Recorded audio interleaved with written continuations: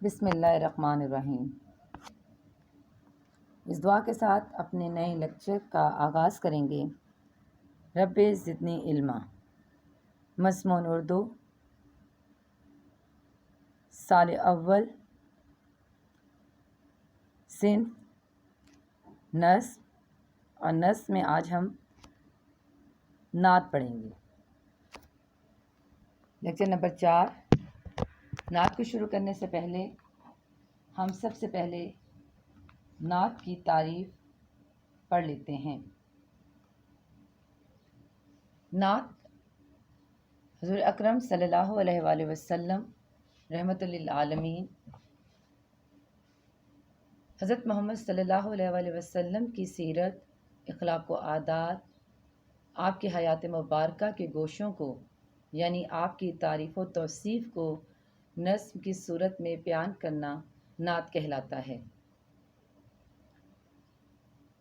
نعت گو شعراء حضور اکرم صلی اللہ علیہ وآلہ وسلم سے اپنی والہانہ محبت اور عشق کا اظہار کرتے ہیں، ان کی غلامی پر فخر اور ان کی رضا جوئی کو ذریعہ نجات و آخرت جانتے ہیں۔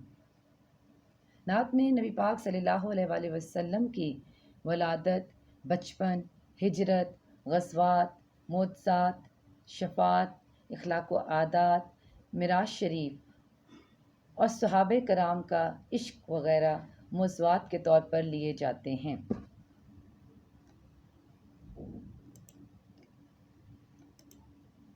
نعت گوئی کے لیے ایمان و یقین، عشق و عرفان، مکمل ہوش و حواس ضروری ہے کہ نعت کو آپ صلی اللہ علیہ وآلہ وسلم سے اپنے ایمان و یقین کو اور عقیدت و احترام کو خوبصورت لفظوں میں بیان کریں۔ صحابی رسول حضرت حسان بن ثابت رضی اللہ تعالی عنہ پہلے نعت گو شاعر ہیں۔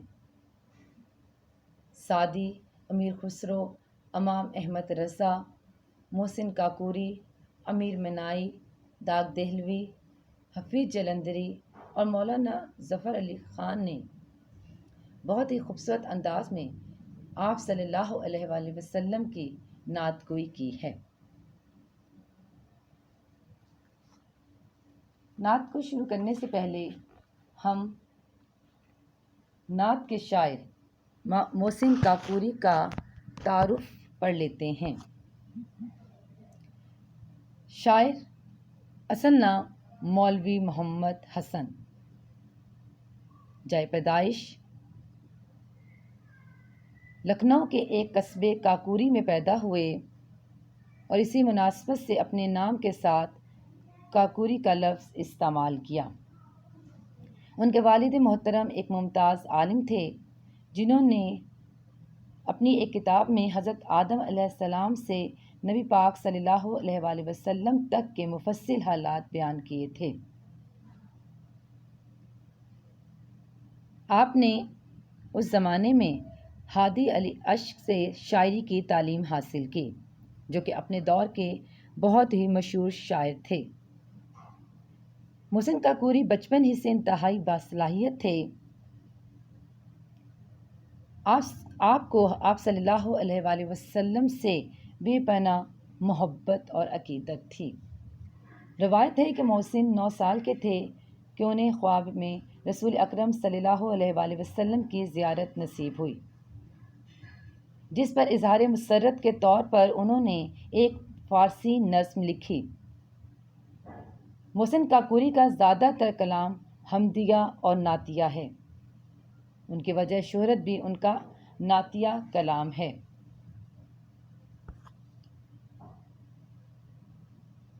محسن کاکوری کا شمار اردو کے صف اول کے نعت گو شعراء میں ہوتا ہے، جنہوں نے نعت سے ہی شعر کہنے کا آغاز کیا اور نعت پر ہی اختتام کیا۔ آپ نے مختلف اصناف پر بھی طبع آزمائی کی، جیسے غزل، قصیدہ، مثنوی جیسی اصناف، مگر ان تمام کلام میں ان کا نعتیہ رنگ بھرپور انداز میں ہمارے سامنے آیا۔ آپ کے تمام مجموعہ ہے کلام نعتوں پر ہی مشتمل ہیں۔ اسی مناسبت سے ان کے کلیات کا نام بھی کلیات نعت محسن ہے۔ ان کے کلیات ان کے بڑے بیٹے مولوی نور الحسن نے شائع کیے۔ شب معراج کو بیان کرنے کے لیے ان کا قصیدہ سمت کاشی سے چل اور ان کی مثنوی چراغ کعبہ آج بھی کافی مشہور ہیں۔ کلیات محسن قصیدہ مد خیر المرسلین آپ کی مشہور تصانیف ہیں۔ وہ حسن احمد علوی کے بڑے دادا تھے جو فیضان علوی کے بیٹے ہیں، جو اس وقت کراچی پاکستان میں مقیم ہیں، اور اپنے والد اور آباء و اجداد کی طرح وہ بھی نعتیں پڑھنے میں بے حد دلچسپی رکھتے ہیں۔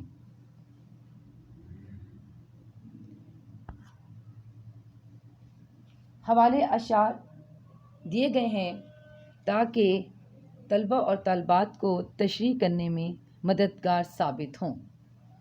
کوئی مثل مصطفیٰ کا کبھی تھا نہ ہے نہ ہوگا، کسی اور کا یہ رتبہ کبھی تھا نہ ہے نہ ہوگا۔ کس شان سے اللہ نے اتارے ہیں محمد، کس شان سے اللہ نے اتارے ہیں محمد، ہر دور میں ہر شخص کو پیارے ہیں محمد۔ اظہار عشق سے تو خدا بھی نہ رہ سکا، تعریف حسن محمد میں سارا قرآن لکھ دیا۔ جہاں سر جھکے وہ مقام خدا ہے، جہاں سر جھکے وہ مقام خدا ہے، جہاں دل جھکے وہ مقام محمد۔ در رسول پر ایسا کبھی نہیں دیکھا، در رسول پر کبھی ایسا نہیں دیکھا، کوئی سوال کرے اور وہ عطا نہ کرے۔ اور آخر میں ہم سب کی یہ دعائیں ہیں، میرے قلب کو بھی نصیب ہوں تیری ذات سے وہی نسبتیں، میرے قلب کو بھی نصیب ہوں تیری ذات سے وہی نسبتیں، وہ جو عصمتیں تھیں اویس کی، وہ جو رابطے تھے بلال کے۔ آئیے بچوں، اب ہم اپنی نعت کی طرف چلتے ہیں اور شعر نمبر 1 کی تشریح دیکھتے ہیں۔ سب سے اعلیٰ تیری سرکار ہے سب سے افضل، میرے ایمان مفصل کا یہی ہے مجمل۔ بیٹا اس شعر کو سمجھنے کے لیے سب سے پہلے ہم نے ایمان کے معنی کو سمجھنا ہے۔ ایمان کے لغوی معنی یقین کرنا، تصدیق کرنا، مان لینا، اور اصلاح شریعت میں ایمان کا مطلب ہے اس حقیقت کو تسلیم کرنا کہ اللہ ایک ہے، اس کے سوا کوئی معبود نہیں، وہ پروردگار ہے، اس کے ذاتی و صفاتی کمالات برحق ہیں۔ حضرت محمد صلی اللہ علیہ وآلہ وسلم اللہ تعالیٰ کے آخری رسول ہیں اور اس کا لایا ہوا دین شریعت حقانیت و صداقت پر مبنی ہے۔ ایمان کے 3 اجزاء ہیں جس پر اگر ہم عمل پیرا ہوں تو ہمارا ایمان جو ہے وہ مکمل ہو جاتا ہے۔ تصدیق بالقلب، اپنے دل سے تصدیق کرنا، مان لینا، تسلیم کر لینا اللہ اور اس کے رسول کو۔ اقرار باللسان، اپنی زبان سے اقرار کرنا۔ اقرار بالعمل، اپنے عمل سے اقرار کرنا۔ اور جب ان تینوں اجزاء کی تکمیل ہو جاتی ہے تو ایمان مکمل ہو جاتا ہے۔ اسلام چونکہ عقائد کے ساتھ ساتھ عملیت پر بھی زور دیتا ہے، تو ضروری ہے کہ جب ہم ایمان مفصل اور ایمان مجمل پر ایمان لائیں تو تب ہی جا کر ہمارا ایمان جو ہے وہ مکمل ہوتا ہے۔ میں ایمان لایا اللہ تعالیٰ پر، اس کے فرشتوں پر، اس کی کتابوں پر، اس کے رسولوں پر، آخرت کے دن پر، اس بات پر کہ اچھی اور بری تقدیر کا مالک اللہ ہے، اور مرنے کے بعد دوبارہ اٹھائے جانے پر۔ میں ایمان لایا اللہ تعالیٰ پر جیسا کہ وہ اپنے صفاتی ناموں سے جانا جاتا ہے، اور اس کی تمام صفات پر ایمان لایا، اور میں نے اس کے تمام احکام قبول کیے اور زبان کے ساتھ اقرار کیا اور دل کے ساتھ تصدیق کی۔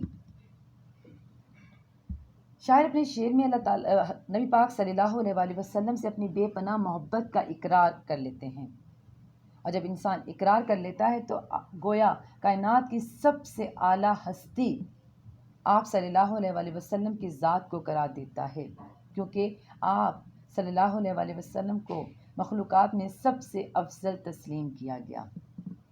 بقول شاعر، دیکھی نہیں کسی نے اگر شان مصطفیٰ، دیکھے کہ جبرائیل دربان مصطفیٰ، اسلام کا زمانے میں سکہ بٹھا دیا، اپنی مثال آپ ہیں یاران مصطفیٰ۔ اس شعر میں شاعر آپ صلی اللہ علیہ وآلہ وسلم سے اپنی واہلیانہ وابستگی بیان کرتے ہوئے کہتے ہیں کہ ہماری محبت ہی آپ صلی اللہ علیہ وآلہ وسلم کی آرزو ہے۔ ہم اپنے عقیدے اور نظریے کے اعتبار سے جس دنیا میں بس رہے ہیں وہ آپ صلی اللہ علیہ وآلہ وسلم ہی کے وجود مبارک سے روشن ہے۔ اسی لیے عشق رسول ہر اہل ایمان کے کمال کی جان ہے۔ ساری کائنات میں انہی کا اجالا ہے۔ کائنات میں سبھی کچھ آپ ہی کے لیے پیدا کیا گیا۔ اسی اعتبار سے یہاں سبب اور نتیجے کی جو چین بنتی ہے، اس میں ہر شے کا حقیقی سبب آپ صلی اللہ علیہ وآلہ وسلم کی ذات مبارکہ ہے۔ آپ صلی اللہ علیہ وآلہ وسلم ساری کائنات کا مرکزی نقطہ ہیں۔ آپ ہی کی ذات سے پھوٹنے والا خیر کا نور اس کائنات کو روشن کیے ہوئے ہے۔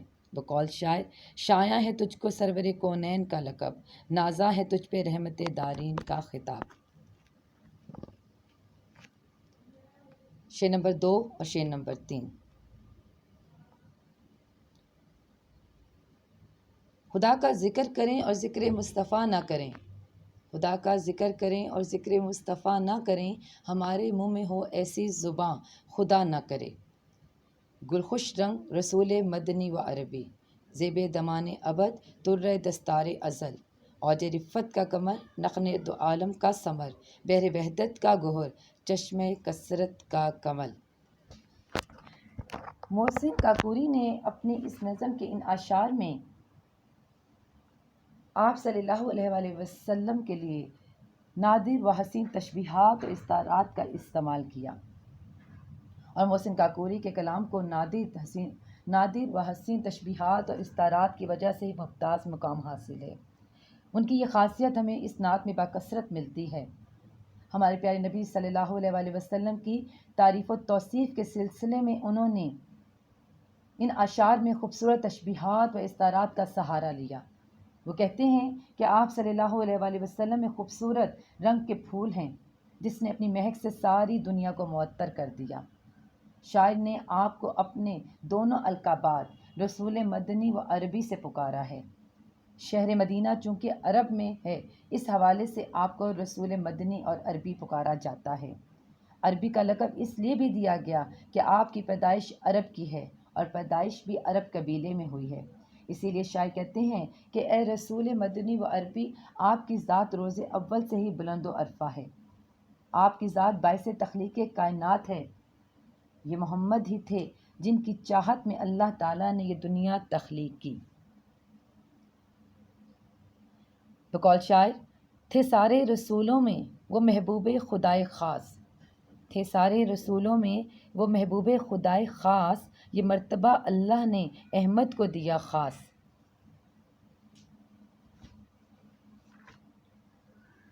شاعر اپنے شعر میں حضور پاک صلی اللہ علیہ وآلہ وسلم کی تعریف کرتے ہوئے کہتے ہیں کہ آپ اس کائنات کی بلندیوں کا چاند ہیں جس کی روشنی سے پوری دنیا منور ہے۔ آپ اپنے ساتھ دین کی ایسی روشنی لے کر آئے کہ جس سے جہالت کی تاریکی چھٹ گئی۔ آپ کی تعلیمات دونوں جہانوں کے اس درخت کی مانند ہیں جس کا پھل نہ صرف دنیا میں بلکہ آخرت میں بھی ملے گا۔ آپ صلی اللہ علیہ وآلہ وسلم نے اس دنیا میں تشریف لا کر جہالت کے اندھیروں کا خاتمہ کیا۔ آپ ہی دنیا اور آخرت کے سردار ہیں، اور صحیح معنوں میں آپ صلی اللہ علیہ وآلہ وسلم کی تعلیمات پر عمل کر کے ہم دونوں جہاں کی کامیابی کا حقدار بن سکتے ہیں۔ شاعر آپ صلی اللہ علیہ وآلہ وسلم کو اللہ کے توحید کے سمندر کا موتی قرار دیتے ہیں، اور آپ کی مثال اس کمل کے پھول جیسی ہے جو کہ اگتا تو جوہر میں ہے لیکن پھر بھی ہر قسم کی گندگی سے پاک ہوتا ہے۔ اسی طرح آپ کی پیدائش اور پرورش بھی اخلاق سے گرے ہوئے ماحول میں ہوئی، لیکن آپ کی زندگی تمام ہر قسم کی آلودگی سے پاک رہی۔ آپ صلی اللہ علیہ وآلہ وسلم کی تعلیمات کے چشمے دنیا کے ہر کونے میں رواں دواں ہیں، جس سے کروڑوں لوگ اپنی پیاس بجھا رہے ہیں۔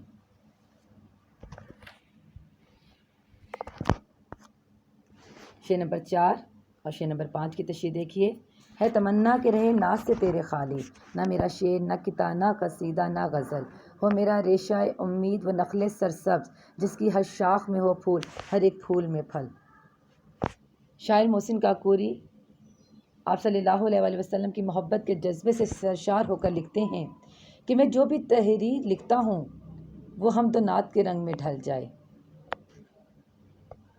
میری یہ خواہش ہے کہ میرا کوئی بھی شعر، قطعہ، قصیدہ یا غزل ایسی نہ ہو جس میں آپ صلی اللہ علیہ وآلہ وسلم کی تعریف نہ کی گئی ہو۔ شاعر اپنی تمام تر شاعری کو آپ صلی اللہ علیہ وآلہ وسلم کی نظر کرنا چاہتے ہیں کہ میں جس طرح کا بھی شعر لکھوں تو اس میں آپ کا نام مبارک ضرور آئے۔ اگرچہ شاعر نے دیگر اصناف میں بھی طبع آزمائی کی، مگر حب رسول صلی اللہ علیہ وآلہ وسلم آپ کی تمام شاعری پر غالب رہی۔ شاعر خواہش کرتے ہیں کہ وہ کسی بھی صنف میں شاعری کریں، وہ نبی پاک صلی اللہ علیہ وآلہ وسلم کی تعریف سے خالی نہ ہو۔ بقول شاعر، ازل میں جب ہوئی تقسیم نعمت محسن، محسن کاکوری کا اپنا لکھا ہوا شعر ہے، ازل میں جب ہوئی تقسیم نعمت محسن، کلام نعتیہ رکھا میری زباں کے لیے۔ شاعر اپنے نعتیہ کلام کو اللہ تعالیٰ کی طرف سے عطا کردہ نعمت قرار دیتے ہیں۔ نیکسٹ شعر میں شاعر کہتے ہیں، ہو میرا ریشہ امید، مسلمان ہونے کے ناطے ہمارا عقیدہ ہے کہ ہمارے نبی پاک صلی اللہ علیہ وآلہ وسلم قیامت کے دن اپنی امت کی شفاعت کریں گے۔ اسی بات کو شاعر نے اس شعر میں موضوع بنایا ہے اور کہتے ہیں کہ مجھے امید ہے کہ آپ صلی اللہ علیہ وآلہ وسلم قیامت کے دن ہم سب کی نجات کا ذریعہ بنیں گے۔ شاعر کے کہنے کا مطلب یہ ہے کہ جس طرح ایک شاخ میں پھول لگے ہوتے ہیں اور ہر ایک پھول میں پھل آ جاتا ہے، اسی طریقے سے میرے دل میں جو امید کا ایک چھوٹا سا پودا پیدا ہوا ہے۔ یہاں امید کو شاعر نے ایک سرسبز پودے سے تشبیہ دی ہے۔ کہتے ہیں کہ وہ امید ایک سرسبز درخت کی مانند بن جائے جس کی شاخوں پہ پھول اور پھل لگیں، اور اس سے مراد یہ ہے کہ شاید تمنا کرتے ہیں کہ ان کی یہ امید پوری ہو جائے اور اسے حضور کے روضہ مبارک کی زیارت نصیب ہو جائے۔ شاعر آقا دو جہاں سے اپنی عقیدت کا اظہار کرتے ہوئے کہتے ہیں کہ آپ ہی کی وجہ سے میری دنیا اور آخرت دونوں سنور جائیں گی، آپ ہی سے میری گہری وابستگی اور آپ کی پیروی قیامت کے دن میری شفاعت کا باعث بنے گی۔ اس کے ساتھ شاعر یہ دعا بھی مانگ رہے ہیں کہ میری یہ بھی امید ہے کہ قیامت تک یہی امید قائم دائم اور سرسبز و شاداب رہے اور اس پر ہر موسم میں پھول کھلتے رہیں، کہ اللہ تعالیٰ نے مجھے آپ کی امت نے پیدا کیا ہے اور آپ کی اطاعت اور آپ سے مضبوط تعلق میری کامیابی و کامرانی کا باعث بنے اور ہر جگہ آپ کا امتی ہونا میرے لیے باعث فخر ہو۔ بقول شاعر، بازو میرا توحید کی قوت سے قوی ہے، بازو میرا توحید کی قوت سے قوی ہے، ہم مصطفیٰ بھی ہیں۔ شعر نمبر 6 اور 7، رخ انور کا تیرے دھیان رہے باد فنا، میرے ہمراہ چلے راہ عدم میں مشل۔ نبی پاک صلی اللہ علیہ وآلہ وسلم سے انتہائی محبت اور عقیدت کے پیش نظر شاعر خواہش کرتے ہیں کہ دنیاوی زندگی میں تو آپ صلی اللہ علیہ وآلہ وسلم کا سہارا ہے، مگر دعا ہے کہ مرنے کے بعد بھی آپ کا مبارک روشن چہرہ نظروں کے سامنے رہے۔ مرنے کے بعد قیامت کا سفر بہت کھٹن اور دشوار گزار ہے۔ میری دعا ہے کہ ان دشوار اور اندھیری راستوں میں آپ کا رخ روشن مشعل بن کر میری رہنمائی کرے۔ یعنی شاعر کے مطابق نہ صرف اس دنیا میں بلکہ رسول صلی اللہ علیہ وآلہ وسلم کی محبت و اطاعت کامیابی و کامرانی کا موجب ہے، بلکہ آخرت کے تاریک اور کٹھن سفر اور روز قیامت میں بھی نجات کا سبب ہے۔ یہی وجہ ہے کہ وہ اللہ تعالیٰ سے مرنے کے بعد بھی رسول صلی اللہ علیہ وآلہ وسلم کی ہمراہی اور رہنمائی کی دعا کرتے ہیں۔ بقول شاعر، میں قبر اندھیری میں گھبراؤں گا جب تنہا، میں قبر اندھیری میں گھبراؤں گا جب تنہا، امداد میری کرنے آ جانا رسول اللہ۔ شاعری شعر میں اللہ تعالیٰ سے مرنے کے بعد آپ صلی اللہ علیہ وآلہ وسلم کی ہمراہی اور رہنمائی کی دعا کرتے ہیں۔